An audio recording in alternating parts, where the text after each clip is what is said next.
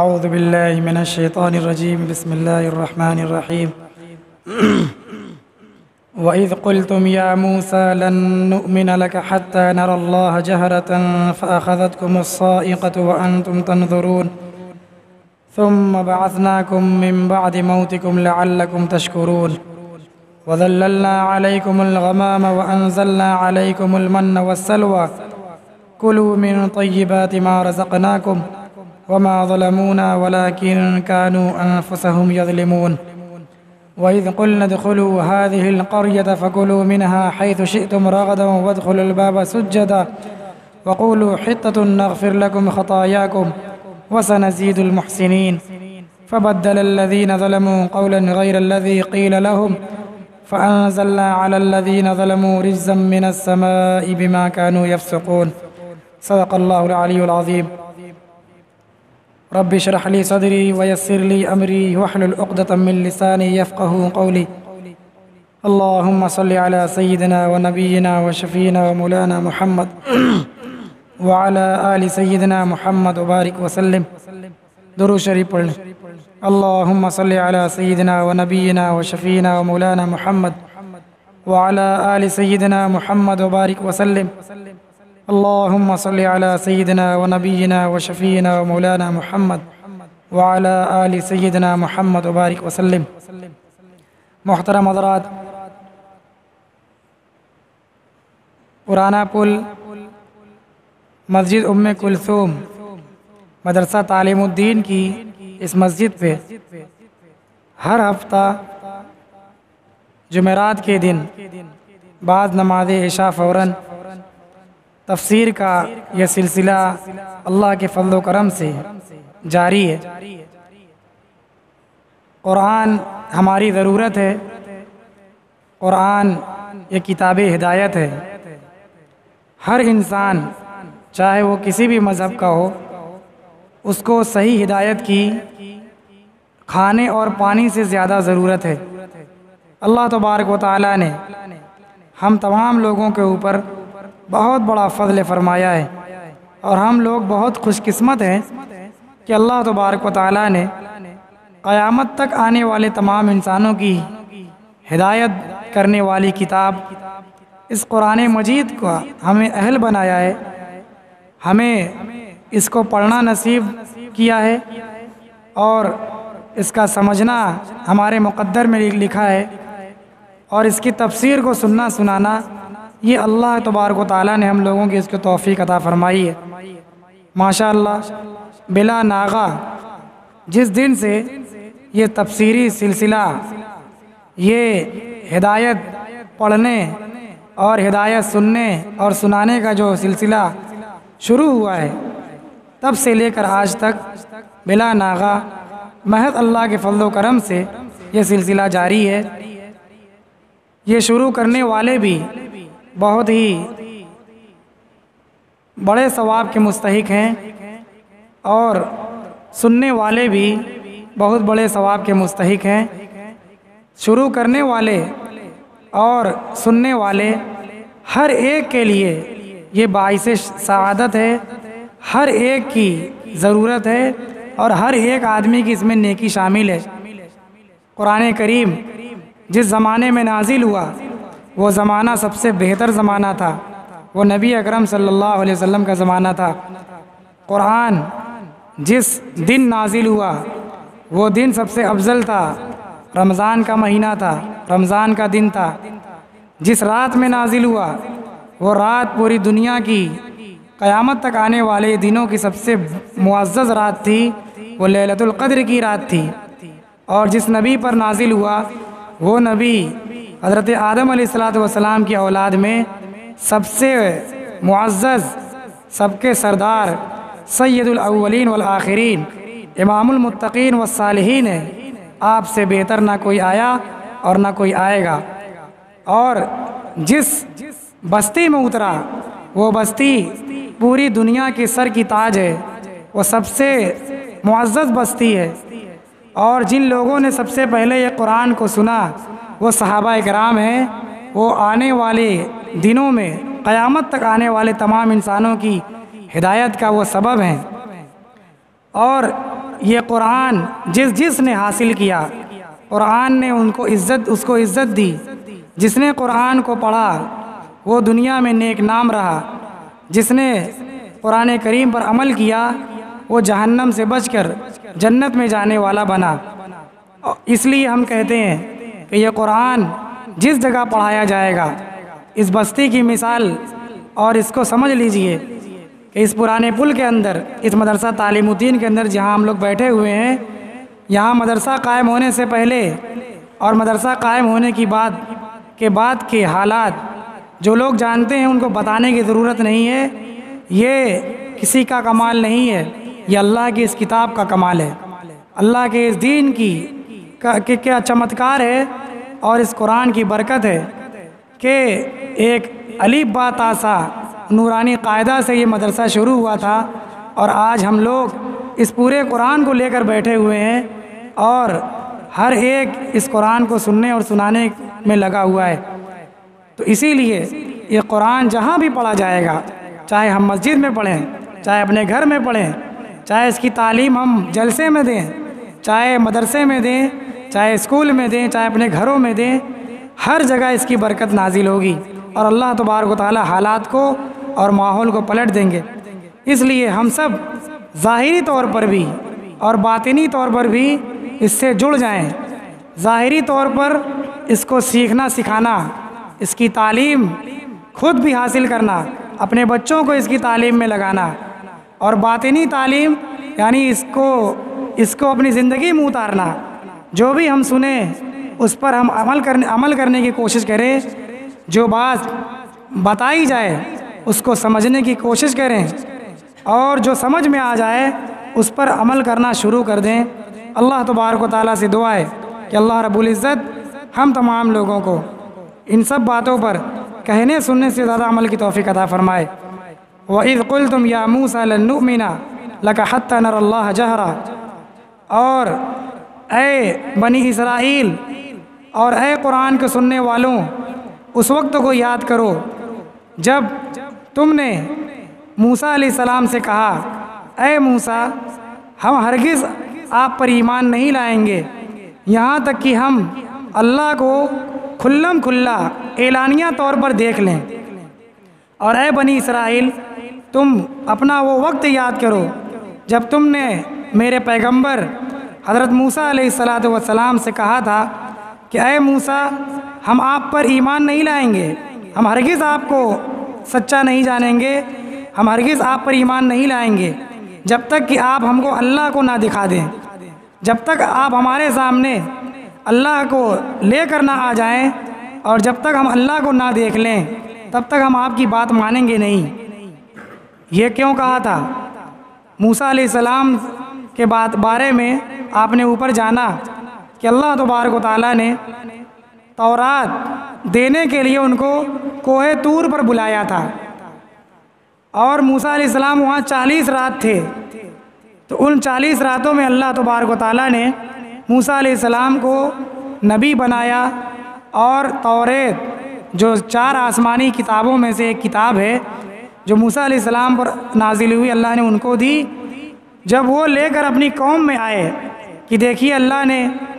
یہ پیغام دیا ہے، اللہ کا یہ حکم ہے، اللہ کا یہ میسج ہے،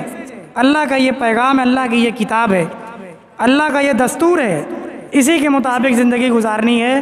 اسی کے مطابق اپنے معاملات کرنے ہیں، اس کے حلال کو حلال جاننا ہے اور حرام کو حرام جاننا ہے۔ یہ ہے دین، یہ ہے دھرم، یہ ہے سچا مذہب۔ تو اس کو نہ مان کر کے ان کی قوم نے کہا کہ ہم جب تک اللہ کو نہیں دیکھ لیں گے آپ کی بات نہیں مانیں گے۔ یہ اتنی ڈھیٹ قوم تھی اور اتنی شریر قوم تھی کہ اپنی آنکھوں سے اللہ کے نبی کو، اللہ کی قدرت کی نشانیوں کو اور بہت بڑی بڑی چیزوں کو پا کر بھی ناشکری میں لگی ہوئی تھی۔ اللہ تعالیٰ یہ ہم لوگوں سے کیوں بیان کر رہے ہیں؟ تاکہ ہم لوگ ایسا نہ کریں کہ جب ہمارے علاقے کے عالم دین، جب ہمارے ملک کے بڑے علماء جب ہمیں اللہ اور اس کے رسول کا حکم بتائیں تو ہم یہ نہ کہیں کہ جب تک فلانے نہیں کہیں گے ہم مانیں گے نہیں۔ جو حق ہے، اگر ہم دودھ کو دودھ جانتے ہیں تو ہم یہ نہ کہیں کہ اس میں سے پانی الگ کرو اور دودھ الگ، تب ہم مانیں گے کہ یہ اصلی دودھ ہے۔ اگر ہمیں پہچان ہے تو ہم کو ماننا چاہیے۔ بلا وجہ کی حجت اور بلا وجہ کی ہٹ درمی اور جان بوجھ کر کے حق سے ہٹنا اور حق سے منہ موڑنا، یہ اللہ کے نیک بندوں کی عادت نہیں ہے، یہ اللہ کے بگڑے ہوئے اور نافرمان بندوں کی عادت ہے، یہ شیطانی صفت ہے۔ جو حق کو مانتے ہیں، جو عقل سلیم رکھتے ہیں اور جو اللہ کی نعمتوں میں پلتے ہیں، وہ اللہ کی نعمتوں کی شکر گزاری کرتے ہیں، اس کی ناشکری نہیں کرتے۔ تو موسیٰ علیہ السلام کی قوم نے موسیٰ علیہ السلام سے کہا جب تک ہم اللہ کو نہیں دیکھ لیں گے اور آپ ہمیں اللہ نہیں دکھائیں گے تب تک ہم مانیں گے نہیں کہ یہ اللہ کا پیغام ہے، اللہ کا حکم ہے۔ فَأَخَذَتْكُمُ الصَّاعِقَةُ وَأَنْتُمْ تَنظُرُونَ، تو ان کو، اے بنی اسرائیل، تم کو ایک کڑک نے آ پکڑا، حالانکہ تم لوگ دیکھ رہے تھے۔ جب ان کی قوم نے موسیٰ علیہ السلام سے کہا کہ جب تک آپ ہمیں اللہ کو نہیں دکھائیں گے ہم آپ پر ایمان نہیں لائیں گے، تو اللہ تعالیٰ کا غضب نازل ہوا اور اللہ تبارک و تعالیٰ کا عذاب نازل ہوا۔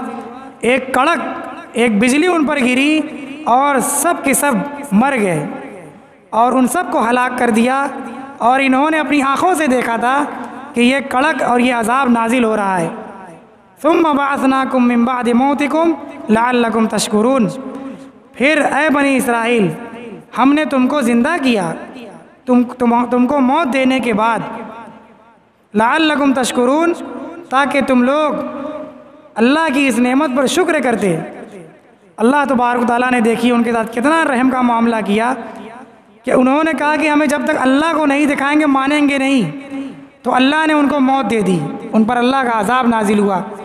جب اللہ کی بات نہ مان کر کے ہٹ درمی کی جائے گی تو کسی نہ کسی مصیبت میں انسان گرفتار ہوگا۔ جب بات بالکل کلیئر ہو جائے اور کلیئر ہونے کے بعد آدمی بات نہ مانے تو وہ سزا کا مستحق ہے۔ دیکھ لیجئے ہماری پنچایت میں جب آدمی حق بالکل واضح ہو جاتا ہے، بات بالکل سامنے آ جاتی ہے اور پھر آدمی ہٹ درمی بتیاتا ہے تو کیا کیا جاتا ہے؟ محلے والے اس کو سزا دیتے ہیں، اس پر کڑائی کرتے ہیں، اور حکومت کا اگر معاملہ آ جائے، قانون کا معاملہ آ جائے اور بالکل تمام پروف ثابت ہو جائیں تو اس کو سزا دی جاتی ہے۔ اگر وہ پھانسی کا مستحق ہے تو اسے پھانسی دی جائے گی، اگر وہ سزائے عمر قید کی سزا کا مستحق ہے تو عمر قید کی سزا دی جاتی ہے۔ اس طریقے سے جب ہٹ درمی ہوتی ہے تو اس آدمی کو سزا دی جاتی ہے۔ تو اللہ تبارک و تعالیٰ نے بھی حکم نہ ماننے کی وجہ سے ان پر عذاب نازل فرمایا اور وہ سب کی سب کو اس کڑک سے مر گئے۔ پھر اللہ نے ان کو دوبارہ زندہ بھی کیا۔ کیوں کیا؟ تاکہ تم جان لو کہ موسیٰ علیہ السلام سچ بول رہے ہیں اور اللہ تبارک و تعالیٰ کی یہ بات ہے۔ یہ پورا واقعہ اس طریقے سے ہے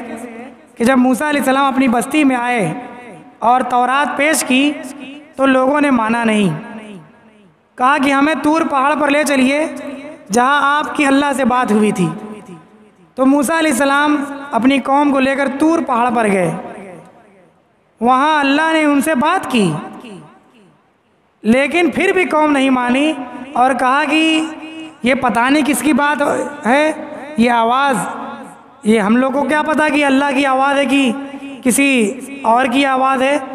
تو جب تک ہم اللہ کو نہیں دیکھ لیں گے ہم مانیں گے نہیں۔ تب اللہ نے ان کو عذاب میں مبتلا کیا اور ان کی موت آئی، اور پھر وہاں ان کو اللہ نے دوبارہ زندہ کیا۔ یہ مرنے کے بعد دوبارہ زندہ کرنا یہ اللہ کے لیے بالکل بائیں ہاتھ کا کھیل ہے۔ کوئی چیز بہت آسان ہوتی ہے تو ہم لوگ اس کو ایسے ہی تعبیر کہتے ہیں کہ یہ تو ہمارے بائیں ہاتھ کا کھیل ہے۔ اللہ تبارک و تعالیٰ نے اس قرآن کے اندر کتنی ایسی باتیں بیان کی ہے کہ موت کے بعد دوبارہ زندگی کا بہت مسئلہ بیان کیا ہے۔ ایک تو یہی کہ بنی اسرائیل کو موت دینے کے بعد پھر سے زندہ کر دیا، اور اللہ تبارک و تعالیٰ نے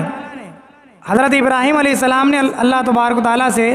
سوال کیا جو آگے آئے گا کہ اے اللہ آپ مجھ کو دکھلا دیجیے کہ آپ مردوں کو پیدا کیسے کریں گے،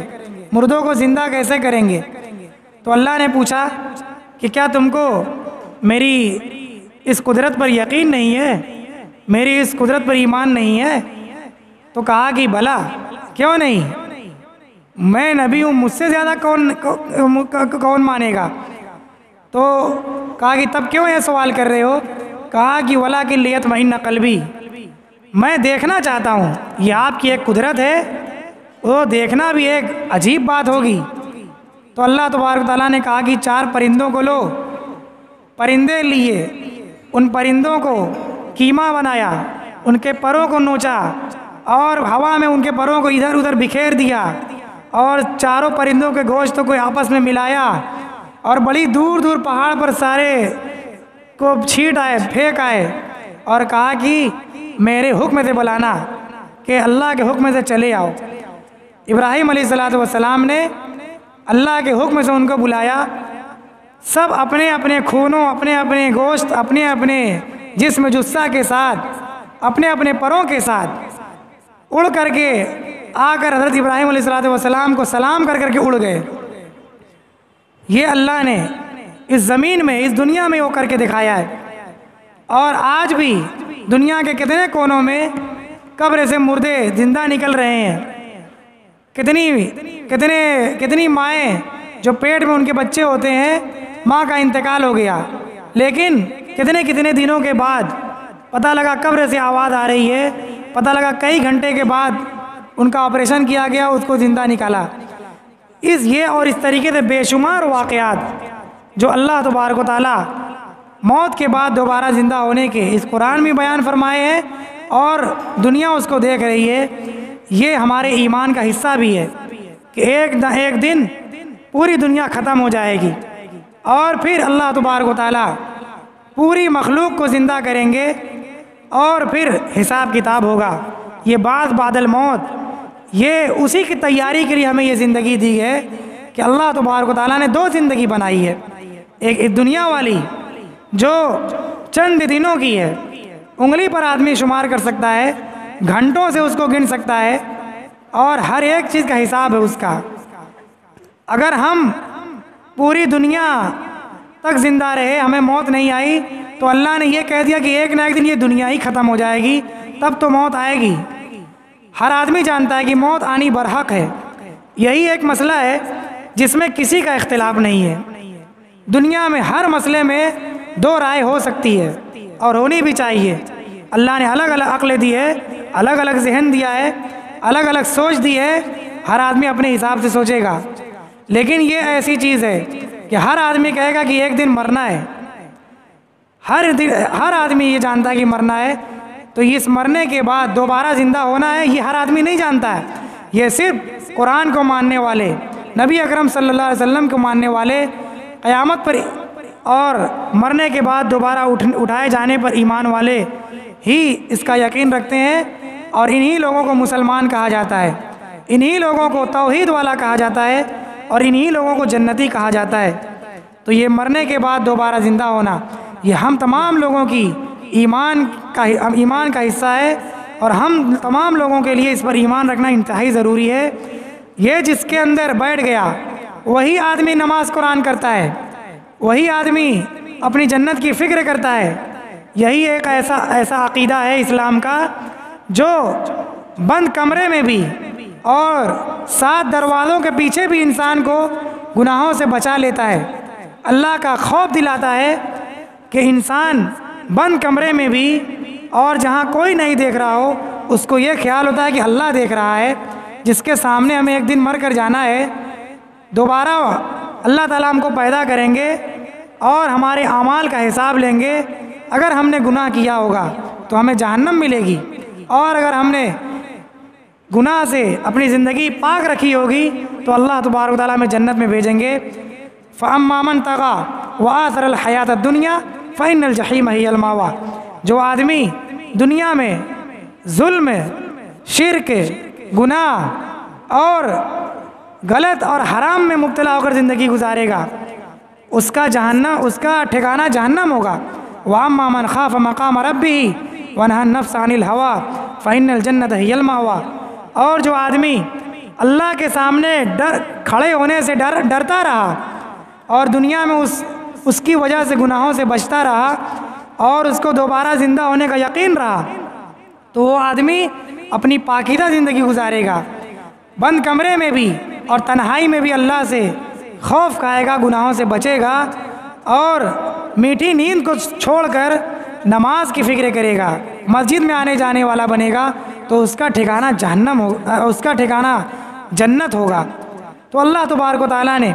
بنی اسرائیل کو موت دینے کے بعد دوبارہ زندہ کر دیا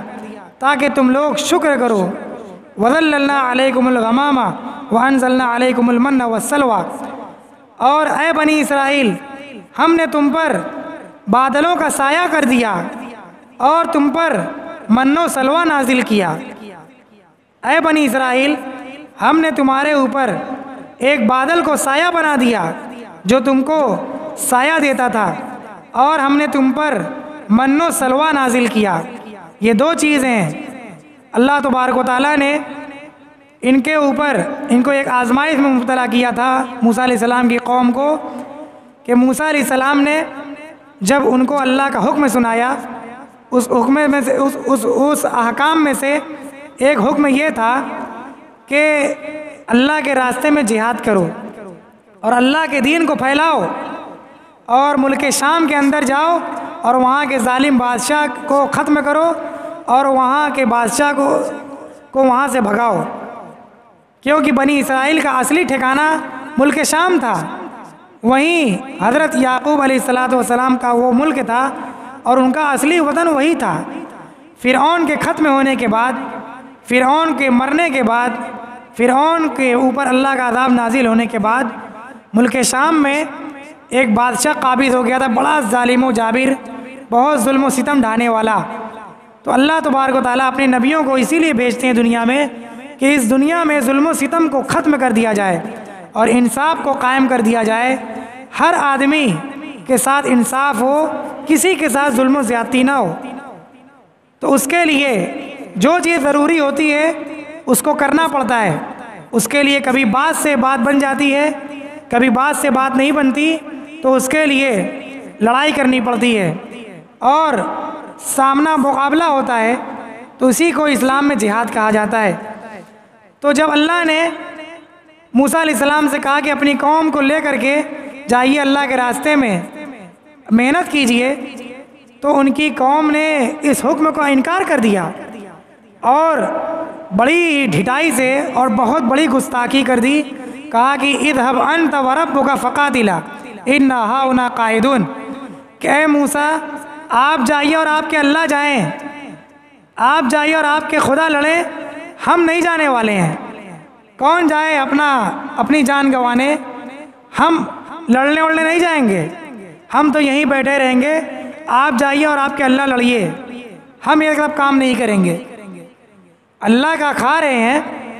اور اللہ کے نعمت میں پل رہے ہیں، لیکن اللہ کی بات نہیں مان رہے ہیں۔ اسی کو کہا جاتا ہے نمک حرامی، کہ جس کا کھایا جائے اسی کا گن گایا جائے، کسی کا کھا کر اس کے حکم کی نافرمانی کرنا، کسی کی زمین پر رہ کر اسی کے خلاف کارروائی کرنا اور اسی کے خلاف کام کرنا، یہ بہت بڑا جرم ہے، بہت بڑی ڈھٹائی ہے، بہت بڑا گناہ ہے۔ تو انہوں نے اس حکم کا انکار کیا، کہا آپ جائیے، آپ کے خدا جائیں، ہم نہیں جانے والے ہیں، ہم تو یہیں اپنے گھر میں بیٹھے رہیں گے۔ تو ان کو اللہ تبارک و تعالیٰ نے ایسی سزا میں مبتلا کیا کہ وہ 40 سال تک، 1-2 سال نہیں، 40 سال تک ایک میدان میں بھٹکتے رہے، جس کو کہتے ہیں وادی تی، میدان تی اس کا نام تھا، کہ اس میں وہ 40 سال تک دن بھر چلتے اور شام کو جب آرام کرنے کے لیے کہیں رکتے، صبح ہوتی تو پھر وہی جگہ پر آ جاتے تھے۔ یہ کیسے ہوا؟ یہ کیا ہوا؟ اللہ تعالیٰ ہر چیز پر قادر ہے۔ اللہ تعالیٰ چاہے تو انسان کو اپنے گھر میں بیٹھے رسوا کر دیں گے، اللہ تعالیٰ چاہے تو ایک ہی جگہ پر انسان کو بھٹکا کر رکھ دیں گے، بہت آدمی راستہ کیوں بھٹک جاتا ہے؟ کیا چیز ہوتی ہے کہ آدمی راستہ بھٹک جاتا ہے؟ اللہ تبارک و تعالیٰ نے اس بنی اسرائیل کو 40 سال تک ایک میدان میں بھٹکا دیا کہ وہ وہاں سے نکل ہی نہیں پا رہے تھے۔ وہ کسی طرح ملک شام میں جانا چاہ رہے تھے، 40 سال تک وہ جا نہیں پائے، اور ان کے ساتھ 40 سال میں پھر کھانے پینے کا مسئلہ ہوا۔ تو اس میدان میں نہ کوئی درخت تھا، نہ کوئی کھیتی تھی، نہ کوئی پانی کا انتظام تھا۔ زندگی کیسے چلے گی؟